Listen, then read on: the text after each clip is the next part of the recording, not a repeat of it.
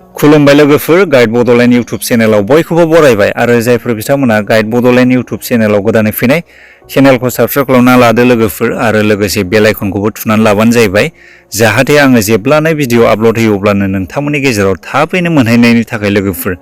ओमफ्राय दिनैनि भिडिअआ जागोन जोंनाथ' 2026 मायथाइयाव जानो गोनां महाशिवरात्रि फुजायाथ' बारा गोबाव दिन सम गैला लोगोफोर। जायफोर बिथांमोना दासिमबो बे 2026 मायथाइयाव जानो गोनां महाशिवरात्रि फुजाखौ गोनो गोथो जानानै दङ बिथांमोना बे भिडिअनि गेजेरजों क्लियार खालामनानै लाबानो जाहैबाय मा अक्ट'आवहाय जागायनानै मा अक्ट'आवहाय जोबहैगोन बेनि बादै।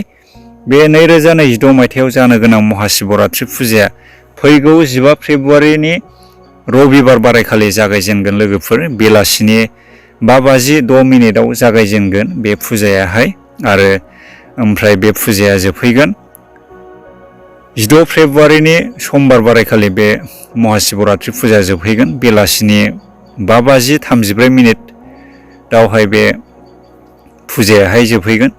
नोंथांमोना जायफोर मिथियामोन मिथिना लाबानो जाहैबाय।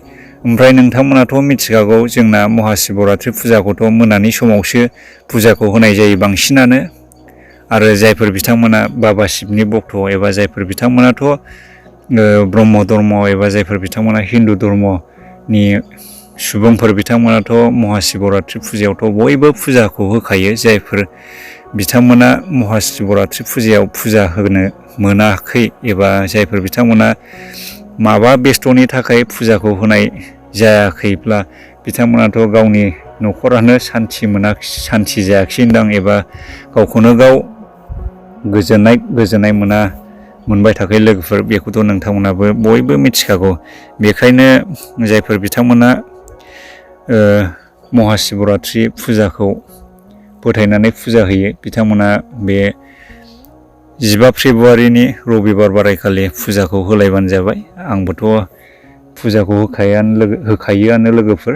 बेखायनो नोंथांमोनाबो गोसो गोरबो होसारनानै जायफोर बिथांमोना गोसोआव जा लुगैनाय दं बेफोरखौ भगबानाव बोर बिनानै लालायबानो जाहैबाय।